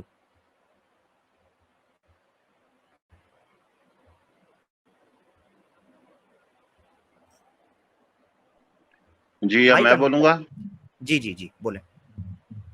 جی اب یہ ہے کہ ہمیں دیکھنا چاہیے کہ وہ کسی کتاب کی حجیت کے لیے یا اس کے حق کی طرف سے ہونے کے لیے کیا اللہ تعالیٰ نے بات بیان کی ہے. اللہ تعالیٰ نے قرآن کے من جانب اللہ ہونے کے لیے یہ بیان کیا ہے کہ افلا یتدبرون القرآن ولو کان من عند غیر اللہ لوجد فیہ اختلاف کثیرا. سوری مجھے روکنا پڑے گا, قرآن غلط پڑھ رہے ہیں آپ. میں کبھی میں روکتا, آپ قرآن غلط پڑھ رہے ہیں. نہیں, اعوذ باللہ سے علاوہ قرآن غلط پڑھ رہے ہیں آپ, دوبارہ پڑھیے. میں اسی لیے کہتا ہوں قرآن اس کو کہا کریں, آپ قرآن غلط پڑھ رہے ہیں. جی افلا یتدبرون القرآن ولو کان من عند غیر اللہ جی غیر اللہ لوجدوا فیہ اختلاف. میرے پاس ذرا روشنی بھی کم ہے, روشنی کر لینا, قرآن کی بات ہو رہی ہے سر. کیا ہے جی, آپ دوبارہ کو پڑھیں. سوری سمجھ آ گئی ہے تو آپ اس کو خود بھی پڑھ سکتے ہیں. نہیں ہماری بحث اس بات پر نہیں ہے کہ آپ کو قرآن اچھا پڑھنا آتا ہے, آپ کسی اچھے قاری سے پڑھے ہوں گے. میں نہیں پڑھ سکا. پیارے بھائی دوبارہ آیت پڑھیں. سوری, دوبارہ آیت پڑھیں قرآن کی. آپ قرآنسٹ ہیں نا, دوبارہ پڑھیں. مسئلہ کیا ہے قرآن دوبارہ پڑھنے میں؟ کیا آپ لینا چاہتے ہیں؟ میں لینا چاہ رہا ہوں کہ جو خود کو قرآنسٹ کہتے ہیں وہ قرآن کیسے پڑھتے ہیں, میں یہ دیکھنا چاہتا ہوں. نہیں, ان کو بہت اچھا قرآن پڑھنا نہیں آتا ہوتا. حدیث آپ نے حدیثیں بھی پڑھی ہیں, آپ نے قرآن بھی پڑھا ہے, تو یقیناً آپ کا محاورہ عربی پڑھنے کا زیادہ ہے. میری چھوڑ دیں پیارے بھائی, دیکھیں بحث بڑھ رہی ہے, قرآن پڑھیں. میں قرآن دیکھیں قرآن کی بات کر رہا ہوں, میرا تو مطالبہ جائز ہے. قرآن دوبارہ آیت غلط پڑھ رہے تھے, اب دوبارہ پڑھیں. کیا میں غلط کہہ رہا ہوں؟ قرآن میں نہیں لکھا ہوا ورتل القرآن ترتیلا. میں آیت پڑھتا ہی نہیں. میں آپ کو ویسے ایک دلیل دیتا ہوں جو کہ قرآن پاک میں بیان ہوئی ہے. آپ تو قرآنسٹ ہیں, قرآن کی آیت کیوں نہیں پڑھ رہے؟ قرآن کی آیت میں آپ کو دلیل جو دے رہا ہوں اسی سے, میں اسی کی بتائی ہوئی دلیل جو آپ کو دے رہا ہوں, جو میں نے آپ کو عرض کیا ہے کہ ہم قرآن پاک کی دلیلوں کی وجہ سے قرآن کو سچا مانتے ہیں. پیارے بھائی میں ایک بات, ہم بند کتاب کو طوطے کی طرح سے پڑھے ہوئے کو, یاد کیے ہوئے کو نہیں مانتے ہیں.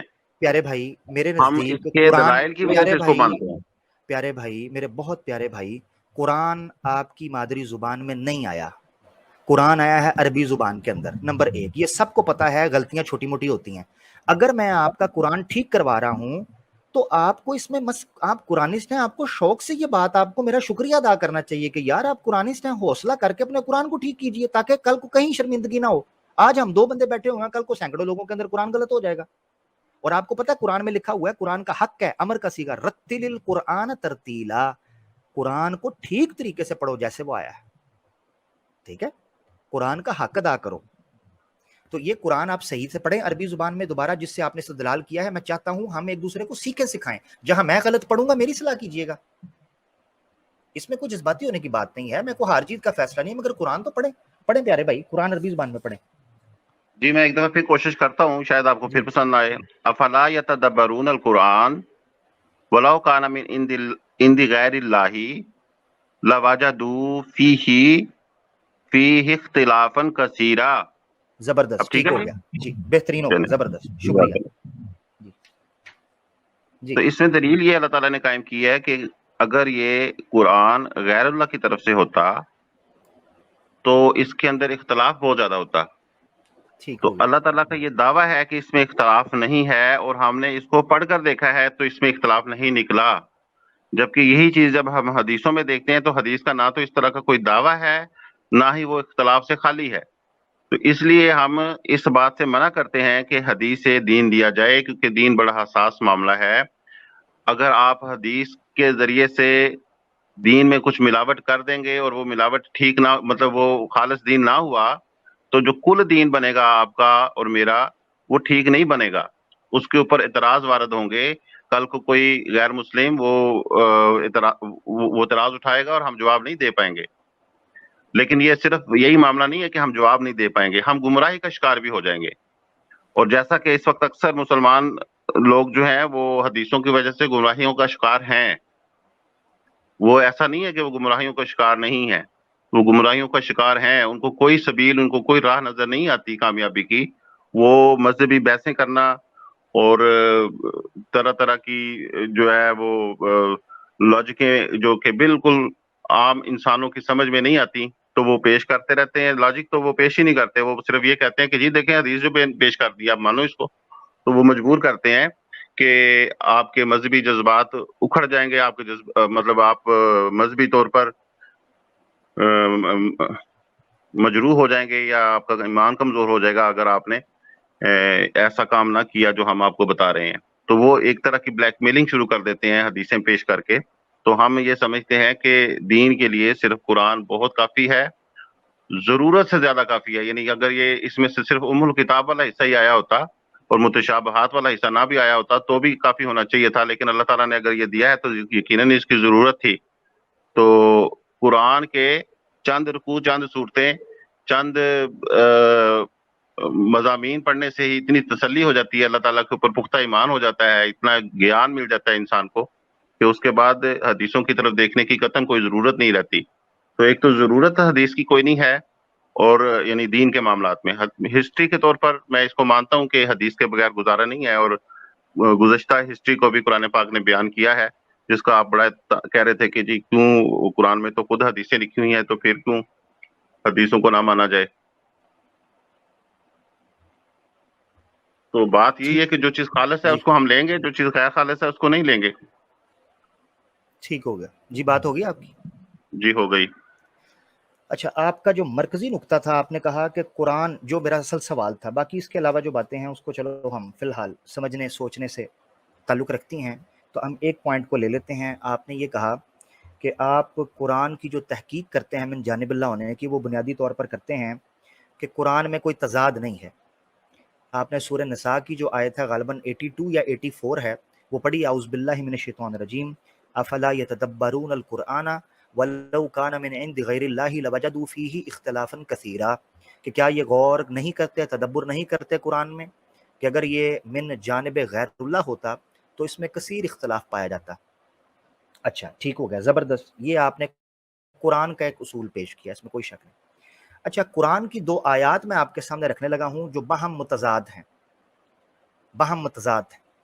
میں آپ کے سامنے یہ مثلاً رکھنے لگا ہوں، گو کہ میرا بھی یہی عقیدہ ہے کہ قرآن میں تضاد نہیں، مگر یہ سمجھانے کے لیے کہ جب کبھی کسی چیز کے اندر تضاد آ جائے تو اصولیین کے ہاں اس تضاد میں تطبیق کی کوئی گنجائش بنتی ہو تو وہ نکالنی چاہیے. یہ میں اس لیے کہہ رہا ہوں تاکہ میرے سننے والوں کو یہ غلط فہمی نہ ہو کہ یہ عامر حق کیا پیش کرنا شروع کر رہا ہے.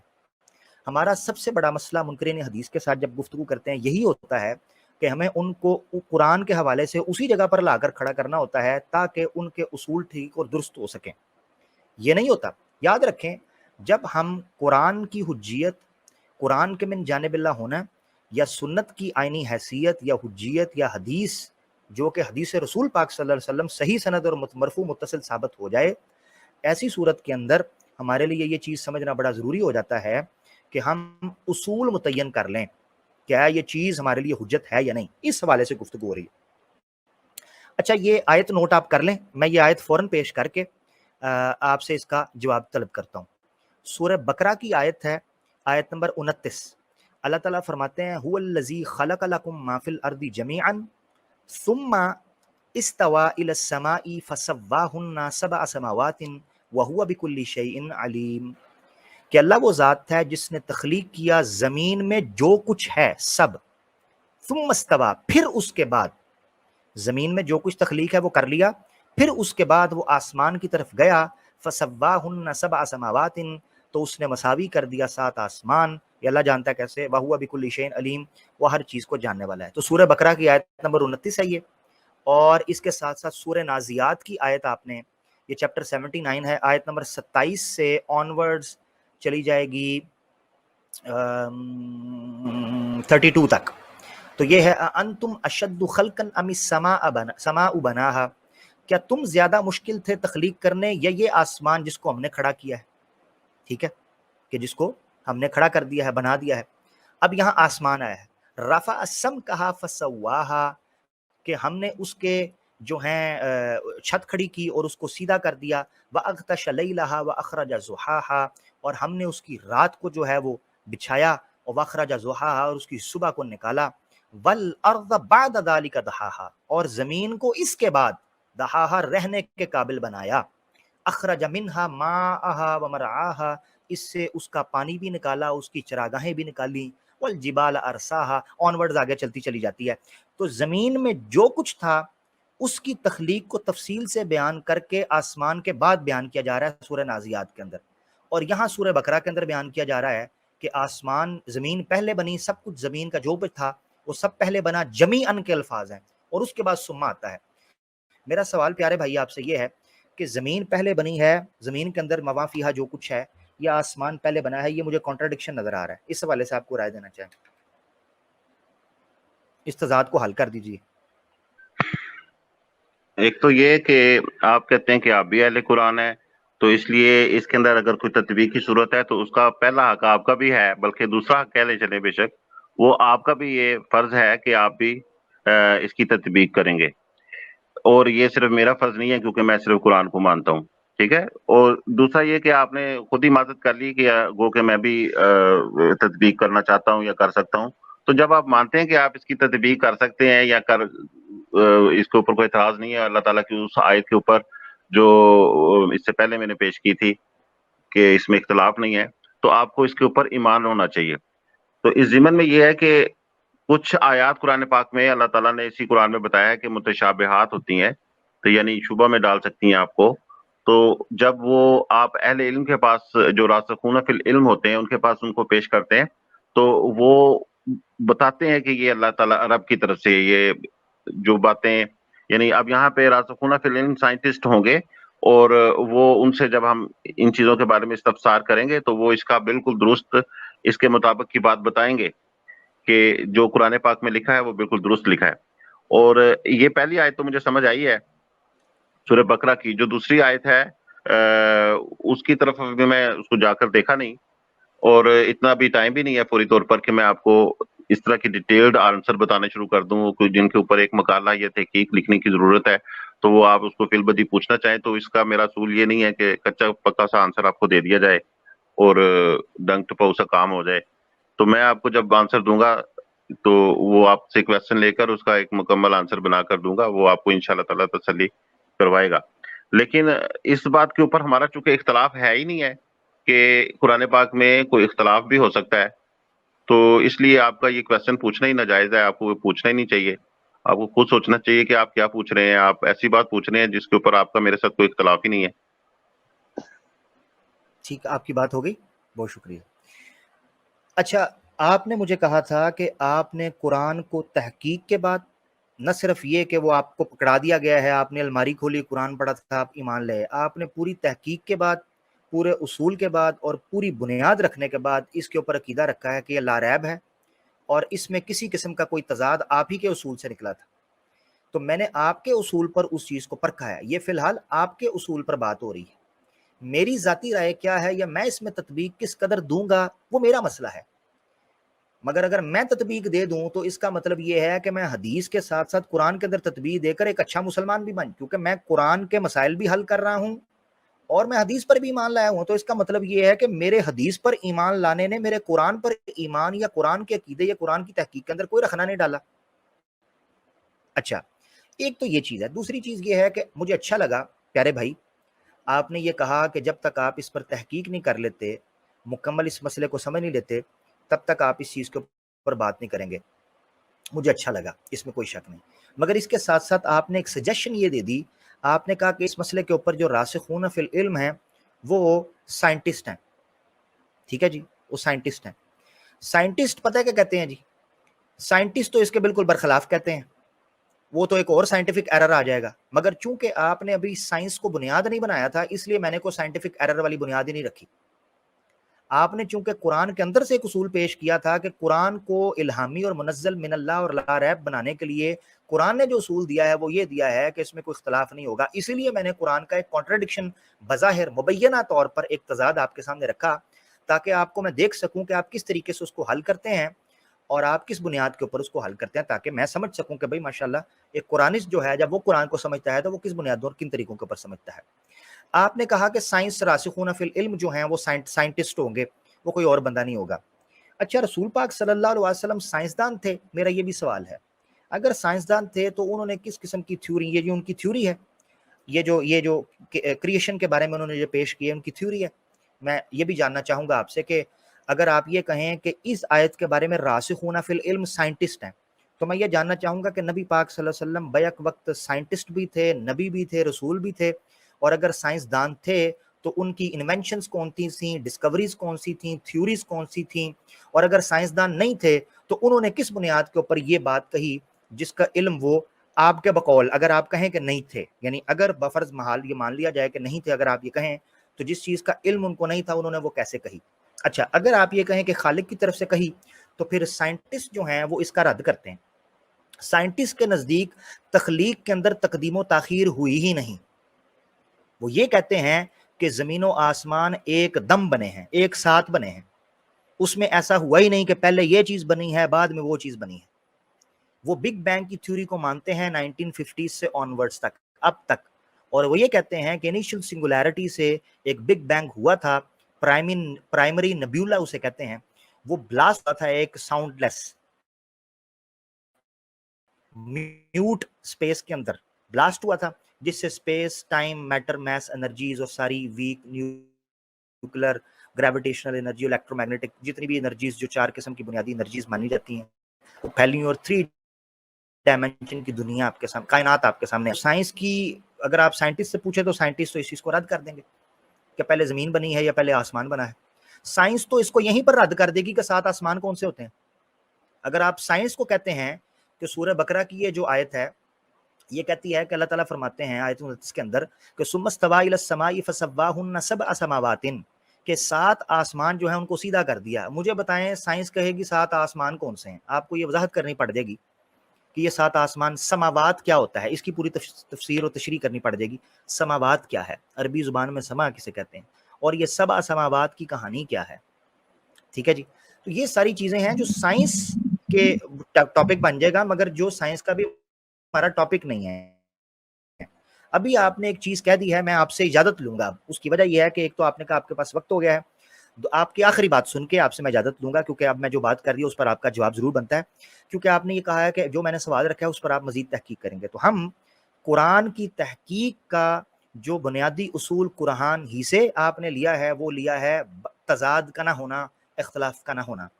तो मैं ये जानना चाहूँगा कि आप इस इख्तलाफ और तजाद को किस तत्बीक की बुनियाद के ऊपर ठीक करते हैं और हल करते हैं, तब हम अपनी गुफ्तगू को आगे लेकर चलेंगे और मेरे अगले सवालात जो हैं वो फिर आप उसके साथ डील कीजिएगा। ये मेरी गुजारिश है। इस पर आप मजीद बात करना चाहते हैं तो कर लें, उसके बाद हम अब अब्दुल कादिर साहब से हम मुखातिब होंगे को 1 घंटा हो गया वो खामोश हैं। जी कुरानिस्ट भाई, ओवर टू यू। जी ठीक है। ये जो आपने आखिर पर फसवा हुना सबअ समावाती, तो ये जो लेयर्स होती हैं हमारी हवा के अंदर जिनको साइंटिस्ट ने दरियाफ्त कर लिया है अब कि ये एक गर्म लेयर होती है, फिर उसके बाद ठंडी लेयर, फिर उसके बाद गर्म लेयर आ जाती है, और जिसके उसके ऊपर फिर सैटेलाइट उड़ते हैं, और वो हमारे इस जो जमीन के हिसाब से समावात है 7 उसकी आखिरी हद है, तो वहां से खला शुरू हो जाती है, वहां पे कोई समा नहीं रहता। तो ये जो सितारे वगैरह हैं ये उससे ऊपर की बातें हैं। ये हमें जिस एनवायरनमेंट में हम मौजूद हैं जमीन के अंदर, वो जब आप अगर कोई देखेंगे वीडियो तो ये आपको पता चलेगा कि गैसेस वगैरह जो है ये बाद में प्रोड्यूस हुई हैं। पहले ये जमीन जो है ये एक मलगूबा था, हवा, मिट्टी, गैस और एक डस्ट का एक मुकम्मल ایک ڈسٹ کا تھا, ایک سمجھ لیں کہ ایک غبار سا تھا, تو اس میں پھر پہلے زمین تخلیق ہوئی ہے اور پھر ہوائیں جو ہیں اس کے بعد سیٹل ہوئی ہیں, اور اس میں رواسی یہ پہاڑ وغیرہ اور چوٹیاں وغیرہ اس کے بعد کی باتیں ہیں. پانی بنا, اور بلکہ پانی تو نازل ہوا ہے کہیں اور سے. تو بہرحال یہ جو ساری چیزیں ہیں یہ اس سے الگ ہیں. تو 7 آسمان جو ہے یہ ہوا ہی کی لیئرز ہیں جس کے اندر پرندے اڑتے ہیں. تو اچھا میری ٹھیک ہے, میں تحقیق اس سمجھ کے گیا بارے میں ہوں. یہی ہے. اس ٹھیک سے جو اوپر آپ چلے جاتے ہیں ٹھیک تو وہ تو ٹھیک میں ملائے اچھا اعلیٰ کی داستانیں ہیں. جی بتائیے.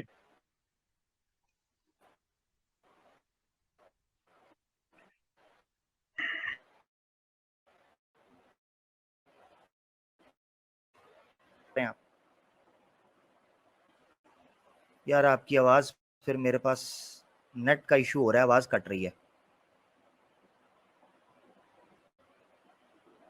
جی میری نہیں آواز میں آ نے رہی ہے. اپنا مائک میوٹ کیا. یہاں پر بات ختم کی ہے جی کہ جی یہ جو لیئر 7 سماوات کی بات ہو رہی ہے نا سورہ بقرہ کے اندر, یہ ہوا کی لیئرز کی بات ہو رہی ہے. اور سائنٹسٹ اچھا 7 ہی لیئرز بتاتے ہیں زمین کے اوپر ہواؤں کی, اور یہ انہی کی بات ٹھیک ہے, میں یہاں پر سمجھ گیا ہوں. پیش کی گئی ہے, میرا جس کے سوال اندر ہے, اوزون بھی ایک لیئر ہے جو ہمیں زمین سے نظر آتی ہے بطور آسمان کے. تو ٹھیک ٹھیک میں سمجھ بعض گیا. یہ میری بھی آواز کہتے آ ہیں رہی کہ ہے, آسمان تو ہے ہی نہیں. میری آواز آ رہی ہے. جی جی آ رہی آواز. میری آواز کٹ گئی. ٹھیک ہے, میں اب آپ سے سوال پوچھنے لگا ہوں. آپ نے کہا یہ جو 7 فضاؤں کی ہواؤں کی جو لیئرز ہیں مختلف, ان کو جو نا یہاں پر 7 سماوات کہا گیا, اور اس سے پرے پھر ستارے ہیں. یہ ایک آیت لے لیں سورہ ملک کی. اللہ تعالیٰ فرماتے ہیں اعوذ باللہ من الشیطان الرجیم بسم اللہ الرحمن الرحیم. سورہ ملک ہے چیپٹر 67 اور آیت ہے 5 نمبر. اللہ فرماتے ہیں وَلَقَدْ زَيَّنَّا السَّمَاءَ الدُّنْيَا بِمَصَابِيحَ. اللہ فرماتے ہیں البتہ تحقیق ہم نے آسمان دنیا کو چراغوں سے مزین کر دیا. چراغ سے مراد کیا ہے؟ وہ ستارے جو ہمیں چمکتے ہوئے نظر آتے ہیں. وَجَعَلْنَاهَا رُجُومًا لِلشَّيَاطِينِ, اور ہم نے ان کو رجم کرنے کے لیے, شیاطین کے مقرر کرنے کے لیے وہ بنا دیا ہے. وَأَعْتَدْنَا لَهُمْ عَذَابَ السَّعِيرِ, ان کے لیے عذاب السعیر ہے. یہ لغوی ترجمہ ہے, مگر یہاں میرا استدلال جو ہے, جو میرا مرکز پوائنٹ ہے وہ ہے وَلَقَدْ زَيَّنَّا السَّمَاءَ الدُّنْيَا. آپ کہہ رہے ہیں کہ جو 7 لیئرز ہیں یہ اوزون کی وہ لیئرز, یعنی اوزون بھی ان میں سے ہے, اور مختلف قسم کی جو لیئرز آپ کو نظر آتی ہیں فضا کے ارد گرد. مگر یہاں سماء الدنیا کو ستاروں سے سجایا جا رہا ہے. آپ کہہ رہے ہیں 7 آسمانوں سے پرے, 7 لیئر سے پرے ستارے ہیں. یہ تو کہا جا رہا ہے کہ ان کے اندر ہیں. سماء دنیا کا جو پہلا سما ہے, دنیا کا جو قریبی سما ہے, سماء دنیا جسے کہا جاتا ہے, اس کے اندر یہ مصابیح, یہ ستارے رکھے گئے ہیں, سٹارز. آپ تو یہ کہہ رہے ہیں, اور قرآن یہ کہہ رہا ہے.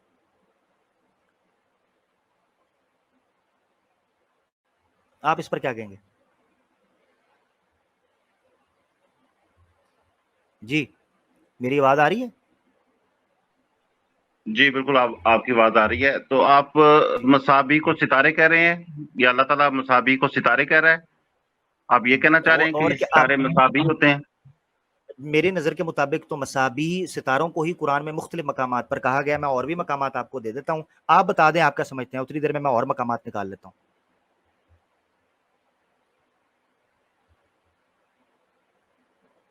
جی بتا دیں. آپ ستاروں کے علاوہ کچھ اور سمجھتے ہیں تو وہ مجھے بتا دیں.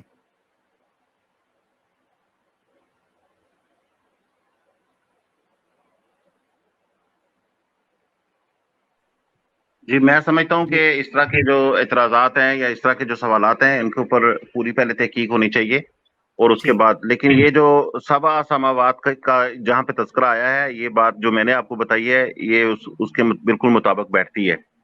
تو ہم جب نہیں عقل سے مطابق تو تب بیٹھے گی نا پیارے بھائی, مطابق تو تب بیٹھے گی نا جب قرآن کے مطابق ہوگی. آپ اپنی ذاتی رائے کو قرآن کے مطابق, تو معذرت کے ساتھ میں بڑا معذرت چاہتا ہوں, آپ اپنی ذاتی رائے کو تو قرآن کے ساتھ مطابقت نہیں کر سکتے جب تک قرآن کی استدلال دلیل نہیں ہوگی. اب ایک اور آیت لے لیں, سورہ حامیم سجدہ کی آیت نمبر 12 ہے, اس میں بھی 7 سماوات کے بعد اس چیز کا ذکر آیا ہے. لیں آپ یہ کہہ رہے ہیں 7 سماوات کے بعد, اللہ فرماتے ہیں فَقَضَاهُنَّ 7 سَمَاوَاتٍ فِي يَوْمَيْنِ وَأَوْحَىٰ فِي كُلِّ سَمَاءٍ أَمْرَهَا. ہم نے 7 اور ہم نے مکمل کر دیے, فَقَضَاهُنَّ اور مکمل کر دیے 7 سماوات فی یومین, 2 دنوں کے اندر, وَأَوْحَىٰ فِي كُلِّ سَمَاءٍ أَمْرَهَا, اور ہر آسمان کی طرف اس کا معاملہ وہی کر دیا. وَزَيَّنَّا السَّمَاءَ الدُّنْيَا بِمَصَابِيحَ وَحِفْظًا, اور ہم نے آسمان دنیا کے لیے چراغ مقرر کر دیے. چلے لغوی ترجمہ چراغ, وہ چراغ کیا ہے آپ اس کی تشریح کر دیں, وہ بتا دیں. Just one second. کون سی آپ نے صورت بتائی تھی ابھی اس سے پہلے؟ سورہ اس سے پہلے جو ہے وہ سورہ ملک چیپٹر 67 آیت نمبر میں نے آپ کو بتایا تھا 3 4 5 آگے 4 5 ہے. سورہ ملک کا چیپٹر نمبر کیا ہے؟ سورہ نمبر کیا ہے یہ؟ 67. 67.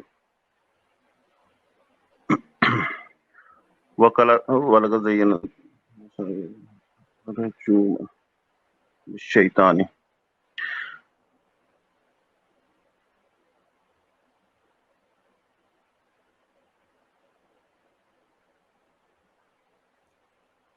ٹھیک ہو گیا. دوسری آیت دوسری صورت بھی میں نے دی ہے سورہ حامیم سجدہ کی, وہ بھی سماوات کے کانٹیکسٹ کے اندر ہی بیان ہو رہی ہے. تو مصباح کا سماوات کے کانٹیکسٹ میں اور مطلب کیا ہو سکتا ہے, یہ ضرور دیکھیے گا, مجھے بتائیے گا. دیکھیں جو ستارے ہوتے ہیں ان کو تو عربی میں نجوم کہتے ہیں, مصابیح تو نہیں کہتے, میں بتاتا مصباح ہوں بھی نہیں کہتے.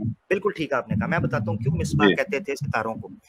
عرب جو تھے نا, عرب کلچر کے اندر یا پرانے زمانے میں جب گھڑی نہیں ہوتی تھی یا میپ نیویگیشن سسٹم ہوتا ہے نا, G P S system, global positioning system جو ہوتا ہے, نارتھ پول ساؤتھ پول, یہ نہیں ہوتا تھا. تو جو صحرا کے بدو یہ جنگلات میں رہنے والے لوگ تھے, وہ ستارے چونکہ رات کو آسمان وقت نکلتے تھے, تو وہ نارتھ پول اور ساؤتھ پول کے ذریعے طے کرتے تھے کہ یہ دشا کس طرف ہے, یہ مشرق ہے, شمال ہے, جنوب ہے. تو نیویگیشن سسٹم کے طور پر وہ ان ستاروں سے مدد حاصل کرتے تھے اپنی جگہ کو متعین اور علاقے اور سفر کو متعین کرنے کے لیے. تو جس طریقے سے رستے میں رہنمائی کرنے کے لیے چراغ لگے ہوتے ہیں, ویسے ہی ستاروں سے وہ رہنمائی. اسی لیے ایک صفاتی نام نجوم کا, نجم کا, وہ مصباح بھی تھا, چراغ, جیسے رستے کی رہنمائی کے لیے چراغ رکھا جاتا ہے. یہ بھی بیان کیا گیا, اور یہ غلام احمد پرویز صاحب نے بیان کیا ہوا ہے لغات القرآن کے اندر, آپ چیک کر سکتے ہیں. غلام احمد پرویز خود منکر حدیث تھے. جی میں سمجھتا ہوں کہ جب اللہ تعالیٰ نے اس کو مصباح کہا ہے اور نجوم سے اس کو الگ کیا ہے, تو اس کو یقیناً وہی چیز کہا ہے جو ہمارے پہلے آسمان سے نظر آتی ہے ہمیں زمین سے بیٹھ کر. اس کا ان ستاروں سے جن کو نجوم کہا جاتا ہے جو دور دراز کے ہیں ان سے تعلق نہیں ہے. اور یہ اس کے ساتھ ہی اس میں ان شہاب ثاقب کا بھی ذکر آیا ہے جو زمین پر گرتے ہیں اور کسی فساد کا سبب بن سکتے ہیں, تو ان کا بھی ساتھ ہی تذکرہ آیا ہے. تو مصابی جیسا کہ وہ ہمیں یہاں سے نظر آتے ہیں چراغ کی صورت میں, اور اس کی جو روشنی کا ایک چھوٹا سا چٹکلا ہے جو ہمارے آسمان سے ٹکراتا ہے اور وہ روشنی پھر ہم زمین تک پہنچتی ہے, تو یہاں پر صرف اس کا ہی تذکرہ ہے جو ہماری اس فضا میں داخل ہونے کے بعد اس کی حقیقت بنتی ہے. جیسے اگر آپ پانی کے اوپر روشنی ڈالتے ہیں ٹارچ کی, سن لیں ذرا, تو ٹارچ تو سائڈ پر ہے, لیکن جو روشنی کی لاٹ اس کے اوپر پڑے گی پانی کے اوپر, تو وہ ایک الگ چیز ہوگی اس سے. تو یہ میری ابھی ذاتی تفہیم ہے, میں اس کے اوپر پکا سٹینڈ نہیں لے سکتا ہوں ٹو بی ٹرو, لیکن یہ ہے کہ یہ پھر بھی ایک جواب بہرحال بنتا ہے اس کا. لیکن بات یہ ہے کہ آپ بھی اہل قرآن ہیں, آپ نے خود کہا کہ آپ کے اوپر بھی یہ فرض بنتا ہے کہ یہ اس طرح کی جو اشکالات ہیں اس کو درست کیا جائے یا اس کی ایکسپلینیشن کی جائے. میرے نزدیک ویسے یہ کوئی اشکالات ہے نہیں, اس لیے کہ ایک کانٹیکسٹ میں بات چلی ہوئی ہوتی ہے. جب ہم قرآن کو ترتیب سے پڑھتے ہیں, اس کے اوپر پورا غور و فکر کرتے ہیں, اور اس طرح کی کچھ چیز سامنے آئے تو پھر اس کا پتہ چل جاتا ہے. میں آپ کو ایک روک بات. اس لیے رہا ہوں, ایک سیکنڈ, دوسری بات یہ ہے کہ جب کوئی مضمون چل رہا ہوتا ہے تو اس مضمون ہی آپ ایسے کریں, نہیں چھوڑ دیں, ابھی چھوڑ دیں, اس کی میں آپ کو کیوں روک رہا ہوں, نہیں میں آپ کو روک اس لیے رہا ہوں کہ آپ نے پہلے یہ کہا ہے آپ اس پہ تحقیق کریں گے, تو کوشش کریں کہ اب تحقیق کے بعد ہی جواب دیں, اب رنجا راضی نہ کریں معذرت کے ساتھ. تو اب تحقیق کے بعد جب تسلی سے آپ کو پتہ چل جائے گا, میں نے آپ کو کہا یہ آپ نے بہت اچھی بات کی, قرآن کا مطمع نظر بھی یہی ہے اور قرآن کا اسلوب گفتگو بھی یہی دیا گیا ہے کہ لا تقفوا ما لیس لک بہ علم فاسألوا اہل الذکر ان کنتم لا تعلمون بعد اعوذ باللہ من الشیطان الرجیم. تو جب بھی آپ کو کوئی علم نہیں ہے آپ پوچھ سکتے ہیں, آپ تحقیق کریں, کوئی بات نہیں تسلی سے, تب اس پر بات کریں, مجھے اچھا لگے گا. ہم سیکھنے سکھانے کے لیے کوئی ادھر ہار جیت کو کنڈ نہیں لا رہے انشاءاللہ کسی دی, تسی پائیو ساڈے اہلا و سہلا اینی ٹائم. اچھا اب آتے ہیں اس بات کی طرف, آسمان کی طرف ہی آتے ہیں کیونکہ اس پر آپ اپنا تبصرہ کر رہے ہیں. میرے خیال سے کافی بات ہو چکی ہے, مگر اگر لوگوں کو دلچسپی لگ رہی ہے, سیکھنے کے لیے مل رہا ہے, قرآنسٹ بھائی انشاءاللہ ہمارے ساتھ دوبارہ بھی آئیں گے اور ہم ان کو لیں گے, انشاءاللہ گفتگو کریں گے. اچھا, آپ نے آسمان کے حوالے سے قرآنسٹ بھائی بات کیا, اس پر میں بات کرنا چاہ رہا تھا. آپ نے کہا کہ یہ پھر مسابی جو ہے آپ نے کہا چونکہ یہ اس کانٹیکسٹ کے اندر بیان ہو رہے ہیں جس میں نجوم نہیں, تو نجوم سے ہٹ کر ان کو مخاطب کیا. حالانکہ میں نے آپ کو بتایا کہ یہ ایک صفاتی نام ہے نجوم کا ہی, مگر پھر بھی میں آپ کی تفہیم کو, آپ کی ذاتی انفرادی رائے کو میں تھوڑا سا ویٹ دے کر اس پہ تبصرہ کر لیتا ہوں. تو آپ نے کہا کہ یہ جو ہیں وہ اس آسمان کے ساتھ ہیں جو زمین کے ساتھ ہے, وہ نظر یہ اس جگہ پہ.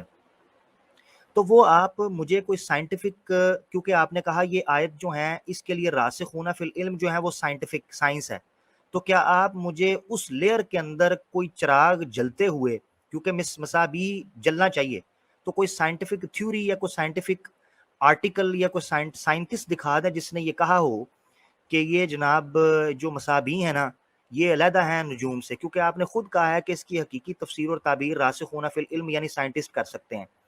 تو آپ اپنی تھیوری کو ثابت کرنے کے لیے اب سائنس کا کوئی آرٹیکل حوالہ پیش کیجئے, اگر آپ کے پاس ہے, اگر نہیں ہے تو آپ نے اس پر بھی سرچ کرنی ہے. اس کی وجہ یہ ہے کہ یہاں پر سبع سماوات کے بعد سماء دنیا واحد کا صیغہ استعمال ہو رہا ہے. واحد کا صیغہ دنیا کے ساتھ استعمال ہو رہا ہے اضافت کے ساتھ. مثال کے طور پر کس طریقے سے, یعنی یہ آپ نے کہا کہ جو ساتوں آسمان ہیں یہ زمین کے اندر ہی آ جاتے ہیں, لیئرز آپ نے کہا, اس کے لیے بھی آپ کو سائنس پیش کرنی پڑے گی, اگر آپ کر دیں تو زیادہ بہتر ہے. اچھا, یہ آپ تحقیق کر لیجئے گا. دوسری بات آپ نے کہا یہ اس کے اندر ہے, تو یہاں پر سماء دنیا یعنی دنیا کے جو آسمان ہیں وہ واحد کے صیغے کے استعمال ہو رہا ہے, جبکہ آپ ساتوں سماوات کو زمین کے اندر کہہ رہے ہیں, یعنی لیئرز کے اندر کہہ رہے ہیں, جبکہ وہ اس آیت کے خلاف ہے, کیونکہ آیت میں سماء دنیا, دنیا کا آسمان واحد کا صیغہ استعمال ہو رہا ہے, اور سبع ہے جمع, تو یہاں پر آنا چاہیے تھا وَزَيَّنَّا سَمَاوَاتِ الدُّنْيَا, دنیا کے آسمانوں کو ہم نے مزین کر دیا, مگر یہاں واحد کا صیغہ استعمال ہو رہا ہے دنیا کے سما کے ساتھ, جو اس چیز کا تقاضا کرتا ہے کہ اس جو ہماری دنیا ہے اس کا ایک سما ہے, اس سے آگے سماوات کچھ اور ہیں, باقی کے سماوات وہ اللہ عالم, اللہ بہتر جانتا ہے. ابھی سائنس بھی اس چیز پر تحقیق کر رہی ہے کہ یہ کیا ہے کیا نہیں, یا ہم بھی اس پر ابھی خاموش اس لیے ہیں کہ واقعتاً یہ علم ابھی متشابہات سے نکل کر محکمات میں آئے گا. مگر آپ چونکہ اس کو کہہ رہے ہیں راسخون فی العلم, اس پر بات کریں گے, تو آپ کی تھیوری پر کوئی سائنٹیفک ایویڈنس ہو تو مجھے جناب ضرور دیجیے گا, میرے علم میں اضافہ ہوگا. اگر نہیں ہے تو مزید تحقیق کر لیں. اب میں آپ کو موقع دوں گا, اس کے بعد عبدالقادر صاحب, اور عبدالقادر بھائی کے بعد سے اگر کوئی امپورٹنٹ بات نکل رہی ہوئی تو بات چلے گی, وغیرہ میں اجازت لوں گا. 1.25 گھنٹہ ہونے کو ہے اور رات کا میرے پاس 11:30 اس وقت پاکستان میں ہو رہے ہیں. جی قرآنسٹ بھائی, آپ کو آخری بات کرنا چاہتے ہیں اس پر تبصرہ مزید؟ جی, آپ نے مناسب بات کی. اب ہمارے پاس 2 کویسچنز ہیں, 2 اختلافی مقامات ہیں قرآن پاک کے, بظاہر اختلافی ہیں تو نہیں لیکن بظاہر اختلافی ہیں, تو اس کو ہم غور کر کے دیکھ لیں گے, تو پھر آپ کے سامنے میں وہ جو تحقیق آئے گی وہ میں پیش کر دوں گا. ابھی آپ عبدالقادر صاحب سے بات کیجیے, اور میں آپ کو یوٹیوب سے سنوں گا, اسٹریم سے میں آؤٹ ہو جاتا ہوں تاکہ سگنل وغیرہ کی ٹھیک ہوگا. میں صرف یہ کہنا چاہتا ہوں پیارے بھائی کہ اگر مجھ سے کوئی بد اخلاقی, بد کلامی جانے میں ہو گئی ہو تو میں معذرت خواہ ہوں, اس کو میری نیت یا میرا ارادہ مت سمجھیے گا, اس کو گفتگو کا ایک تسلسل سمجھ لیجیے گا. اللہ ہم دونوں بھائیوں کو معاف کرے. بہت شکریہ. کوئی بات نہیں جی, آپ نے بڑی اچھی طریقے سے گفتگو کی ہے, اور سیکھنے کے لیے آتے ہیں آپ لوگوں کے پاس. آپ اگر کچھ سکھائیں گے تو میں اس کو قبول کرنے والا انسان ہوں, میں اس کو تحقیر کی نظر سے نہیں دیکھتا. اور اسی طرح سے حجیت حدیث کے اوپر بھی جب ہماری گفتگو ہوگی, اگر آپ کی بات میری سمجھ میں آئے گی تو میں اس کے اوپر بھی لبیک کہوں گا. مجھے کسی قسم کی کوئی ضد نہیں ہے, میں کوئی پرانا منکر حدیث تو نہیں ہوں جو آپ بولتے ہیں. میں تو یہ چند سالوں میں نے کچھ چیزیں سنی ہیں, سیکھی ہیں, اور مجھے اس بات پر یقین آیا ہے کہ حدیثوں کی وجہ سے دین کے اندر بگاڑ پیدا ہو رہا ہے. تو اگر آپ یہ بگاڑ دور کر سکتے ہیں جو حدیث نے پیدا کیے ہیں, اور کوئی ٹھوس دلیل دے سکتے ہیں کہ حدیثوں کے اوپر ایمان رکھنا چاہیے, ان سے دین اخذ کرنا چاہیے, تو پھر ہم آپ کے ساتھ ہیں, ہم آپ کے ساتھ چلیں گے اور حدیث کو مانیں گے انشاءاللہ. زبردست, بہت شکریہ, بہت پیاری بات آپ نے کی. اللہ آپ کو جزائے خیر دے. اسی نیک نیتی کے ساتھ انشاءاللہ ہم آگے بھی گفتگو جاری رکھیں گے, جو سوالات ہیں ان کو لیں گے. بہت شکریہ. آپ اگر یوٹیوب پہ جانا چاہتے ہیں تو آپ کو اجازت ہے سر, آپ جا سکتے ہیں تاکہ آپ ایزیلی وہاں سے. جزاک اللہ. السلام علیکم. جی عبد القادر صاحب